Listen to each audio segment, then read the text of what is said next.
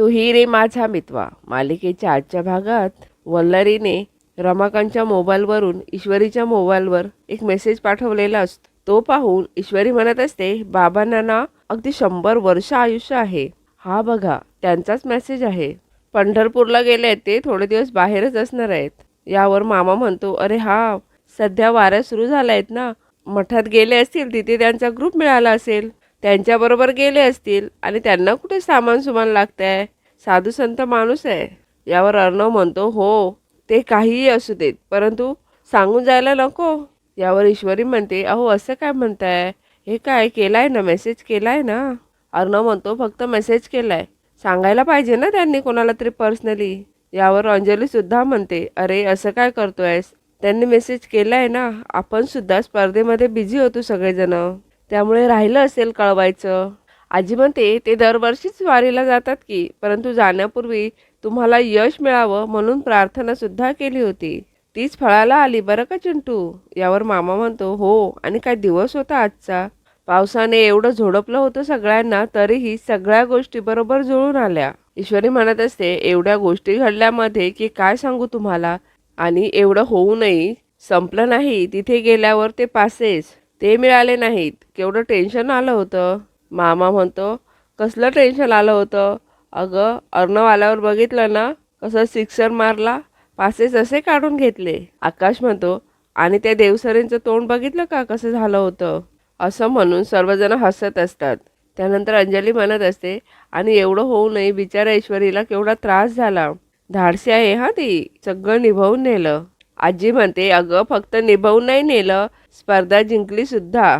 आणि कोणती सौदामिनी देशमुख, कसे हे लोक हारतील याकडेच तिचं लक्ष होतं. त्या मेलीची नजर एवढी वाईट होती ना, त्यामुळेच हिला त्रास झाला. अर्णव म्हणतो, आता काहीही करून हे कॉम्पिटिशन जिंकून त्या सौदामिनी देशमुखचं तोंड कायमचं बंद करायचं. यावर ईश्वरी म्हणते, ये हुई ना बात. घरामध्ये सगळेच जण खूप खुश असतात. त्यानंतर रात्री अर्णव ईश्वरीला डोळ्यामध्ये ड्रॉप टाकायला सांगत असतो, परंतु ईश्वरी नको असं म्हणत असते. ईश्वरी म्हणते, हे सर्व डोळ्यात घालायला खूप भीती वाटते. अर्णव म्हणतो, घाबरायचं काय, ड्रॉप्स घालायचे आहेत, एवढं काय त्याच्यामध्ये रॉकेट सायन्स. अर्णव ईश्वरीला ड्रॉप घालायला सांगत असतो, परंतु ईश्वरी नाहीच म्हणत असते. यावर अर्णव म्हणतो, एक काम करतो, मी घालतो. यावर ईश्वरी म्हणते, तुम्ही तर बिलकुल नको, तुम्ही बोलता एक आणि करता दुसरंच काहीतरी. अर्णव म्हणतो, काय केलं मी. यावर ईश्वरी म्हणते, स्पर्धेत बघितलं ना मी, बेसनचं पीठ आणायचं होतं, पण तुम्ही काय आणलं, सत्तूचं पीठ. अर्णव म्हणत असतो, एकदा चूक केली तर सारखं सारखं ऐकवणार आहेस का मला. ईश्वरी अर्णवचं ऐकत नसते. अर्णव लगेच ईश्वरीचे दोन्ही हात आपल्या हातामध्ये घेतो आणि घट्ट पकडून ठेवतो. हे बघून ईश्वरी काहीच बोलत नाही. ईश्वरी एकदम शांत होते. दोघेही एकमेकांजवळ बघत असतात. अर्णव प्रेमानेच ईश्वरीला पकडून हळूहळू तिच्या डोळ्यामध्ये ड्रॉप टाकतो. दोघेही एकमेकांजवळ प्रेमाने बघत असतात. ड्रॉप टाकल्यानंतर ईश्वरी आपले डोळे बंद करते. अर्णव एकटक ईश्वरीजवळ बघत असतो. अर्णवने ईश्वरीचा हात आपल्या हातामध्ये घेतलेला असतो. थोड्या वेळाने ईश्वरी म्हणते, सर तुम्ही आज जर नसतात ना, तर आज ही स्पर्धा मी जिंकू शकले नसते. मला दिसेनासे झाल्यावर तुम्ही मला जी प्रेरणा दिलीत ना, त्यामुळेच मी एवढं धाडस करू शकले. अर्णव म्हणतो, अगं घाबरलो होतो मी, मला काहीच सुचत नव्हतं, परंतु जेव्हा तू डॉक्टरला म्हणालीस की मला बेटर वाटतंय, तेव्हा मला बेटर वाटलं, खरंच रिलीफ वाटलं. ईश्वरी म्हणते, सर मला खरंच सांगा, माझे डोळे गेले असते तर तुम्ही काय केलं असतं. यावर अर्णव म्हणत असतो, मी दुसरं. ईश्वरी लगेच म्हणते, काय. अर्णव म्हणतो, दुसऱ्या डॉक्टरांना विचारलं असतं. परंतु ईश्वरी म्हणत असते, तसं नाही, परंतु खरंच मला जर दिसायचं बंद झालं असतं तर तुम्ही काय केलं असतं. अर्णव म्हणतो, मी माझ्या डोळ्यांना सुद्धा पट्टी बांधली असते आयुष्यभर. ईश्वरी म्हणते, खरंच. पुढे ती म्हणते, मग आता बांधा ना. परंतु अर्णव म्हणत असतो, आत्ता काहीही काय बोलतेस. ईश्वरी म्हणत असते, आता माझ्या डोळ्यात ड्रॉप टाकलेत ना, अजूनही मला दिसत नाही आहेत. त्यानंतर ईश्वरी अर्णवला, आता तुम्ही तुमच्या डोळ्यांना पट्टी बांधा असं म्हणत असते. परंतु अर्णव या गोष्टीला नकार देत असतो. ईश्वरी म्हणते, बघितलं, मी सांगितलं होतं ना, तुम्ही सांगता एक आणि करता दुसरं. अर्णव हे सगळं करायला नकार देत असतो, परंतु ईश्वरी त्याला जबरदस्तीने डोळ्यांना पट्टी बांधायला लावते. त्यानंतर ईश्वरी अर्णवला म्हणते, सर आता शोधा बघू मी कुठे आहे. अर्णव हळूहळू शोधत ईश्वरीजवळ जातो आणि तिला पकडतो. त्यानंतर ईश्वरी म्हणत असते, सर तुम्हाला कसं कळलं मी इथे आहे ते. यावर अर्णव म्हणतो, मला तुझा, ईश्वरी म्हणते, गंध माहीत आहे. पुढे ती म्हणते, सर, आपल्याला दिसत नसलं तरी आपण एकमेकांना बघू शकतो ना? यावर अर्णव म्हणतो, हो, लेट्स सी. असं म्हणून अर्णव ईश्वरीच्या पूर्ण चेहऱ्यावरून हात फिरवत असतो. दोघेही एकमेकांच्या जवळ आलेले असतात. अर्णव ईश्वरी दोघेही एकमेकांवर जीवापाड प्रेम करत असतात. अर्णव म्हणतो, बरोबर बोलतेस तू. आपण जरी एकमेकांना दिसत नसलो तरी सुद्धा आपण एकमेकांना बघू शकतो. असं म्हणून अर्णव आपल्या डोळ्यावरची पट्टी काढतो. अर्णवने ईश्वरीचे दोन्ही हात आपल्या हातामध्ये घेतलेले असतात आणि ईश्वरीजवळ एकटक बघत असतो. थोड्या वेळाने ईश्वरी सुद्धा आपले डोळे खोलते आणि ती अर्णवजवळ एकटक प्रेमाने बघत असते. नम्रता इकडे किचनमध्ये काम करत असते. ती स्वतःशीच म्हणत असते, नमू, तुझं ना नशीबच खराब आहे. स्वतःला घरात मान मिळावा यासाठी तू जे इशू बरोबर केलंस ना, त्यामुळे उलट तिचं आता जास्त कौतुक होतंय. दिसत नसताना सुद्धा तिने ही फेरी जिंकली म्हणून घरातले आणि बाहेरचे लोक तिचं कौतुक करत आहेत.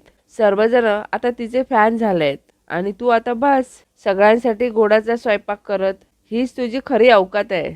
घरातल्या स्वयंपाकीन बाईपेक्षा जास्त मान मिळणारच नाहीये तुला कधी. एवढ्यातच नम्रताला वल्लरीचा फोन आलेला असतो. वल्लरी नम्रतावर ओरडत असते. वल्लरी म्हणत असते, काय गं नम्रता, ईश्वरीला काही वेळ दिसू नये म्हणून मी औषध दिलं होतं ना, तरी सुद्धा ती जिंकली कशी? यावर नम्रता म्हणते, तुम्ही मला का विचारताय? तुम्ही तिला जाऊन विचारा ना. वल्लरी म्हणते, तोंड सांभाळून बोलायचा, कळतंय का कुणाशी बोलतेस? यावर नम्रता म्हणते, हे बघा आई, तुम्ही मला जसं सांगितलं होतं तसंच मी केलं. मला तर अगदी खात्री होती इशू जिंकणार नाही. पण यावर वल्लरी म्हणते, पण काय? एवढं सगळं आयतं आणून दिलं होतं तुला हातात, तरी सुद्धा नाहीच जमलं ना तुला? अगं, तुला एकदम सोपा पदार्थ करता यावा म्हणून आयोजकांशी बोलून ठेवलं होतं मी. आय ड्रॉप्स आणून दिले होते मी तुला. अजून काय काय करू मी? तरीही तुला काहीही जमलेलं नाहीये. तरी ती ईश्वरी जिंकली. नम्रता म्हणते, हे बघा आई, मी सगळं तुम्ही जसं सांगितलं तसंच केलं होतं. अहो, तिला दिसत नव्हतं तरी सुद्धा तिने हार न मानता स्पर्धा कंटिन्यू केली आणि ती जिंकली. नम्रता म्हणते, मला सांगा मी काय करणार होते? यावर वल्लरी म्हणते, काहीही जमणार नाही तुला. गप्पा बस. आता जे काही करायचं आहे ना ते मलाच करावं लागणार आहे. त्यानंतर वल्लरी स्वतःशीच म्हणते, काय बावळट मुलगी मिळाली आहे मला सून म्हणून. नम्रता म्हणत असते, कितीही केलं ना सर्वांसाठी तरी सुद्धा सगळे मलाच बोलणार. अर्णव इकडे ईश्वरीला म्हणत असतो, मी सिंदोर, मेडिसिनचा टाईम झालाय, आणि तो तिला मेडिसिन देत असतो. परंतु ईश्वरी म्हणत असते, नाही नको सर, केवढ्या कडू आहेत त्या. परंतु अर्णव जबरदस्तीने ईश्वरीला मेडिसिन देतो. त्यानंतर ईश्वरी विचार करत बसलेली असते. एवढ्यातच अर्णव म्हणतो, मी सिंदोर, काय झालं, कसला विचार करतेस? ईश्वरी म्हणते, काही नाही, आज जे काही घडलं ना त्याबद्दलच विचार करत होती. कारण डॉक्टर म्हणाले ना की माझ्या डोळ्यामध्ये कोणताही तिखट किंवा मसाल्याचा पदार्थ नाही गेलाय, असं काहीतरी लिक्विड गेलंय आणि म्हणूनच माझ्या डोळ्यांना त्रास होतोय. त्यानंतर ईश्वरी आपण सकाळपासून काय काय केलं ते क्रमाक्रमाने अर्णवला सांगत असते. ईश्वरी पुढे म्हणते, आपण तिघंजण बसलो होतो, त्यानंतर मला चक्कर आली. त्यानंतर नमुताई मला वॉशरूमला घेऊन गेली. त्यानंतर आम्ही गेस्ट रूममध्ये आलो. तेथे ना मला सर सफोकेट होत होतं. तेथे AC वगैरे होता तरी सुद्धा श्वास घ्यायला खूप त्रास होत होता. त्यानंतर नमुताईने ना एक पंखा लावला. तो हँड फॅन असतो ना, तो तसला पंखा.